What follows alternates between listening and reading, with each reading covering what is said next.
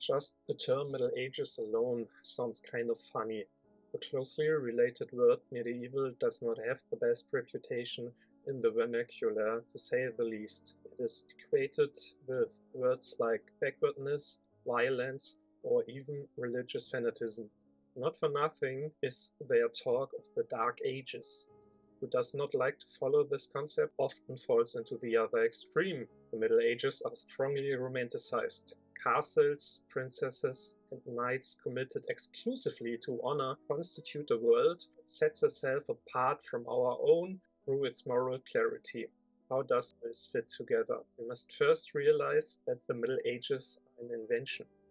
I must make a brief preface. When I say Middle Ages, for this video I mean the European Middle Ages. Beyond this continent there were completely different developments, and for obvious reasons Christianity did not play a role. The further explanations are therefore limited to Europe, even if I will not say it every time. The fact that the Middle Ages are an invention can already be deduced from the name. Concerns a middle time. The idea of such a middle time existed before the first day of the epoch that we now call the Middle Ages. Well known is the example of Jerome, who identified 4 world empires in the form of Babylon, Persia, Greece, and Rome. With the fall of Rome, the apocalypse would begin. Martin Luther still believed in this and considered Emperor Charles to be a harbinger of the approaching end of the world. Jerome's model is a derivation of the salvation historical trinity of Father, Son, beginning with Jesus, and the Holy Spirit, symbolizes the return to paradise after the apocalypse. According to this, people lived in a middle time that was also the end time on earth. Rome, therefore, had to be the last world empire. This was one of the reasons for the so-called Translatio Imperii, but that is a topic for another day.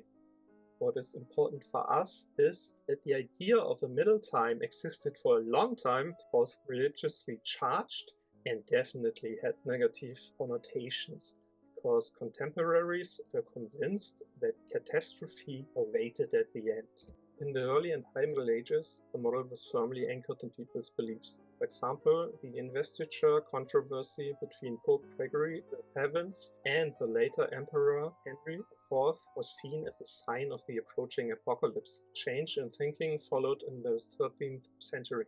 The conviction remained that time and space were God-given constants, but late medieval thinkers increasingly turned away from the conviction of the approaching apocalypse, only to be taught better in the form of the plague. At the same time, however, the plague caused many people to lose faith in the church. They had done everything the clerics had asked from them, but still the apocalypse set in and there was no trace of paradise.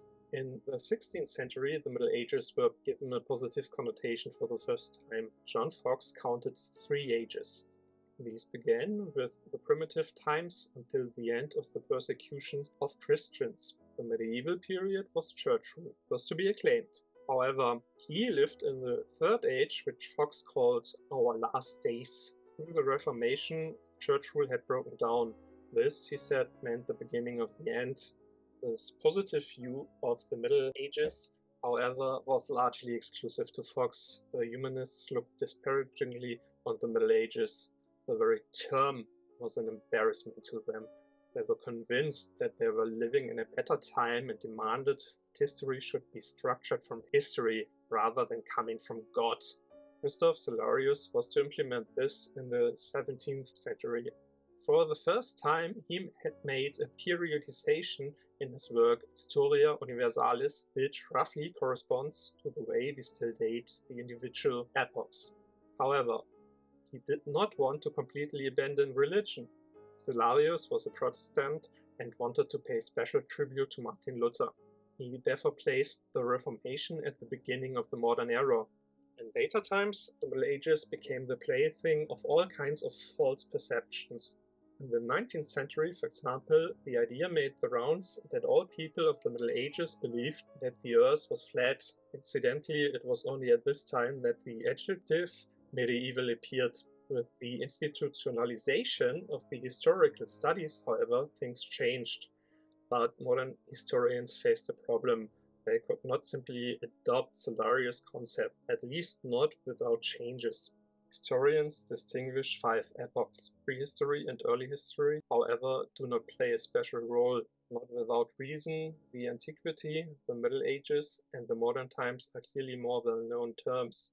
Most universities also only employ personnel for these epochs in the field of history. The determination of the epochs with the corresponding dates is a process called periodization. I have already mentioned this term, but now it's time to define it as well. The goal of periodization is to give history a structure. Certain epochs call up specific horizons of meaning. The Middle Ages, as mentioned, are often associated with knights. Crusades, and also, of course, the plague are other examples. The system of periodization has numerous weaknesses, it has been criticized many times in the past. There are certainly efforts in the historical studies to develop alternative models. Thematic clusters are one example. A professorship in history could be devoted to revolutions. However, such concepts have not yet gained widespread acceptance. As far as historical periodization is concerned, not every historian likes it. Even few of them agree with the epoch limits that have become established, but practically all of them revolve to deal with the subject. Basically, the periodization currently looks like this: 3000 before Christ to 500 Antiquity, 500 to 1500 Middle Ages, 1500 until today modern times. These limits are formed based on important events that had a massive impact on the lives of the people of the time. The classic ending point for the ancient world is the fall of the Western Roman Empire. The end of the Middle Ages is marked by things like the discovery of America, the invention of printing, the aforementioned Reformation. Historians, however, made a central division in the modern period. In our view, the founding of the United States, the French Revolution, Napoleon, and the widespread collapse of European feudal dominions mark a break similar to the events around the year 1500. So, another limit has been set for the year 1800. We distinguish between the early modern period and modern era.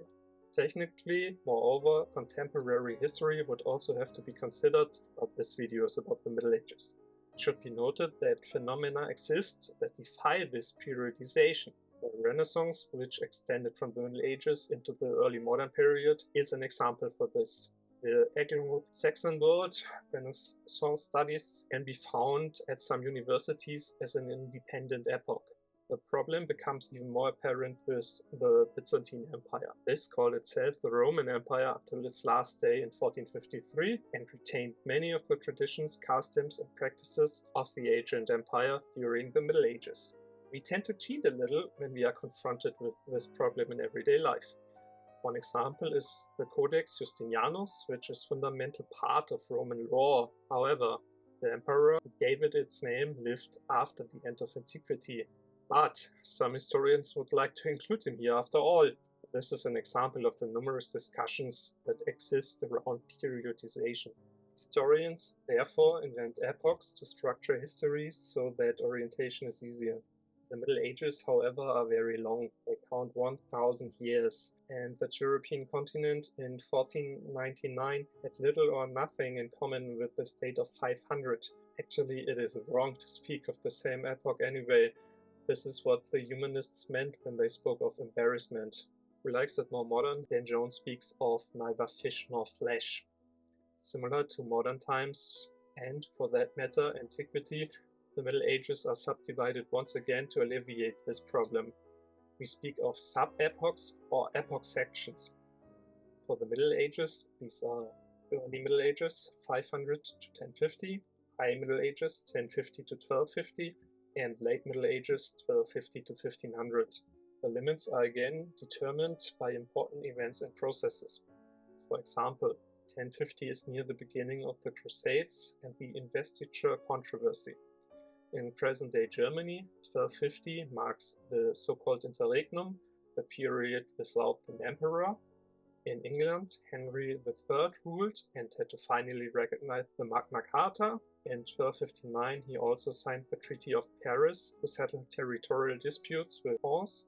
His French counterpart this time was Louis IX, who was to be canonized before the end of the 13th century. Even these dates are, by their very nature, not without controversy. For the end of the early Middle Ages, for example, the year 800 is often mentioned.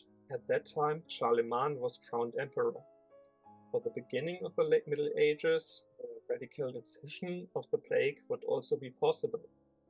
The German medievalist Hans Werner Goetz has coined descriptions for the Middle Ages as a whole that is also perfectly suited for the individual sections. Gradually come, gradually gone. The invention of the Middle Ages was, in principle, an operational accident. The start of the epoch is marked by events that actually describe the end of antiquity. The end of the Middle Ages is marked by events that start the modern times.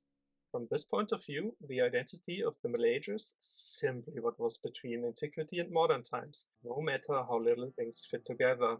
This explains the dialectic in the descriptions of the Middle Ages.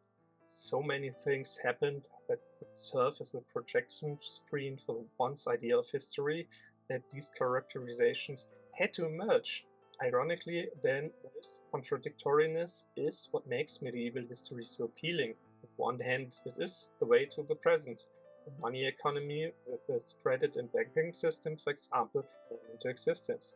On the other hand, the Middle Ages are also strange. As an example, until the 13th century, nautical charts were of no use for navigation. They were supposed to show the history of salvation. The sailors navigated by using the stars. If we had not already done so, we would have to invent the Middle Ages.